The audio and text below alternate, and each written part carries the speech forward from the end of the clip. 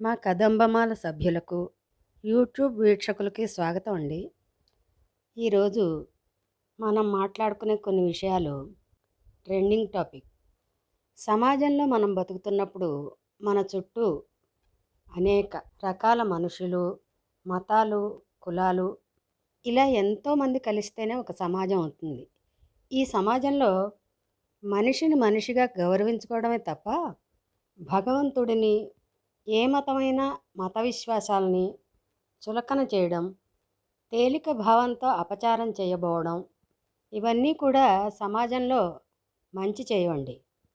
మనం నమ్మినా నమ్మకపోయినా ఎదుటి వాళ్ళని, వారి విశ్వాసాలని దెబ్బతీయాలనుకోవడం, తేలిక చేయాలనుకోవడం, ఇది ఈరోజు మనం ఆ పని చేసేస్తామేమో కానండి, దీని యొక్క ప్రతిఫలం తప్పకుండా చెడైతే మాత్రం తప్పకుండా మనం అనుభవించి తీరాల్సిందే. రాజ్యాలు నేలుతూ ఎదురు లేకుండా సాగిపోయిన మహామహా వాళ్ళకే కాలం కర్మం కలిసి రాకపోతే రాజులు రాజ్యాలే నాశనం అయిపోయినవి మనం చరిత్రలో ఎన్నో విన్నాం. మనిషి కంటే కూడా పవర్ఫుల్ అయిన ఒక శక్తి విశ్వం అంతా వ్యాపించి ఉందని అందరూ నమ్ముతున్నదే. అది సైన్స్ అవ్వచ్చు, మనం నమ్మే భగవంతుడు కావచ్చు, ఏదైనా సరే వాడిదే పైచేయి. ప్రస్తుత కలియుగ దైవం ఆ శ్రీనివాసుడు ఉన్నాడే, అదేనండి తిరుపతి స్వామి.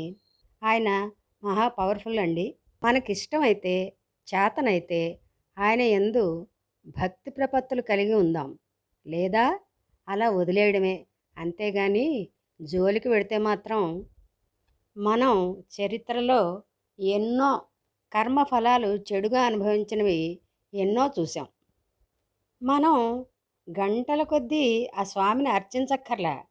ఎదుటి మనిషికి చెడు చేయకుండా సాత్విక మార్గంలో వెళ్ళిపోతే చాలు. మన జోలికి ఏ దేవుడు రాడు.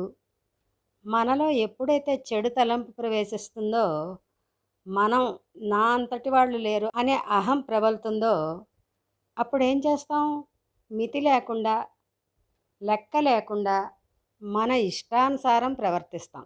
అదిగో అప్పుడే చేసే చెడు పనులకి కర్మ ఈజ్ బ్యాక్ అంటారే, అది తప్పకుండా జరుగుతుంది. మా చిన్నతనంలోనండి మా నాన్నగారు తిరుపతి వెళ్ళినప్పుడు దేవస్థానం వారు స్పెషల్ దర్శనం చేయించి లడ్డూలు, వడలు ఇస్తూ ఉండేవారు. ఆ లడ్డూ యొక్క సైజు ఎలా ఉండేదో తెలుసా అండి? కనీసం ఒక అరకిలో, ముప్పావు కిలో బూందీ లడ్డూ కడితే ఎంత లడ్డూ అవుతుందో అంత సైజు ఉండేదండి. ఇక వడ సంగతి చెప్తే, మనం రొట్టెలు కాల్చుకునే పెనాలు ఉంటాయి చూడండి, దానికి తక్కువ కాకుండా ఉండేది గుండ్రంగా. ఇంకా రుచి మాటకొస్తే అద్భుతం అండి. అద్భుతం కూడా కాదు, అత్యద్భుతం. ఆ రోజుల్లో ఫ్రిడ్జులు లేవండి. అందరికీ పంచిపెట్టగా ఇంకా మిగిలితే కొద్ది గొప్ప వారం రోజులైనా చాలా ఫ్రెష్గా ఉండేవి ఆ ప్రసాదాలు. ఆ రోజులు, ఆ మనుషులు, ఆ చేతలు, ఆ పాలకులు భగవంతుడి విషయంలో అస్సలు కల్తీ లేనివి. మరిప్పుడు ఏమిటో తెలియదు, రకరకాలు వింటున్నాం. నిజానిజాలు తెలియవు సామాన్యులకి. నిజం కాకపోతే ఇంత ప్రచారం జరగదు. ఇలా డోలాయమాన పరిస్థితుల్లోకి నెట్టివేయబడ్డాం సామాన్యులం. పెద్ద పెద్ద చర్చల జోలికి మనం వెళ్ళక్కర్లేదండి. కానీ ఇలాంటివి బాగా జనంలోకి వచ్చినప్పుడు ఇది జరిగింది అని సమర్థించే వాళ్ళు ఉంటారు. లేదు లేదు జరగలేదు, ఉట్టి ప్రచారమే అనేవాళ్ళు ఉంటారు. కనుక నాకనిపిస్తుంది ఇది చాలా సున్నితమైన విషయం. రుజువు అవుతుందో లేదో అనే సంశయం, జరిగింది అనేవాళ్ళ, లేదు లేదు జరగలేదు అనేవాళ్ళ అపోహలు తొలగిపోవాలనే గట్టి చర్య త్వరగా జరగాలని నాకు అనిపిస్తుందండి. నేను దేని గురించి మాట్లాడానో మీకు ఈ పాటికి అర్థమయ్యే ఉంటుంది. ప్రతిదానికి చాలా లోతుగా వెళ్ళిపోయి ఏదో విమర్శలు చేయడం అనేది నా ఉద్దేశం కాదండి. భగవంతుడు ఇది అనేటప్పటికీ కొంచెం మాట్లాడాలనిపించింది. నా భావాలని మీతో షేర్ చేసుకోవాలనిపించింది. అంతకంటే ఏం లేదు.